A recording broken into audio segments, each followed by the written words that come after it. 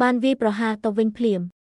ក្មេងស្រីប៉ុន្តែវាយឺតពេកហើយក្មេងស្រីនោះលោតឡើងហើយចាក់កាំបិតចូលទៅក្នុងរបស់ចោលប្លន់ឈុតនេះធ្វើឲ្យអ្នកភូមិភ្ញាក់ផ្អើលយ៉ាងខ្លាំងពួកគេមិនដែលរំពឹងថាក្មេងស្រីដែលជាធម្មតាទុនខ្សោយនោះទេតាមពិតទៅគឺជាឃាតករលំដាប់កំពូលតែគូរបស់ចោលប្លន់ដោយកំហឹងបានបើកការវាយប្រហារភ្លាមលើក្មេងស្រីនោះប៉ុន្តែក្មេងស្រីនោះបានទាត់គាត់ដោយទាត់តែម្ដងអ្នកផ្សេងទៀតមិនអាចធ្វើបាបក្មេងស្រីនោះបានទេតិចតួចបំផុតមុនពេលពួកគេអាចឆ្លើយតបបានពួកគេត្រូវបានដួលរំលំដោយក្មេងស្រីម្នាក់បន្ទាប់ពីម្នាក់ទៀតនាងបានដោះស្រាយជាមួយក្រុមចោលបានយ៉ាងងាយស្រួលជាមួយកាំបិតនៅពេលនេះចោលម្នាក់ទៀតបានព្យាយាមលួចចូលវាយប្រហារដោយកាំភ្លើង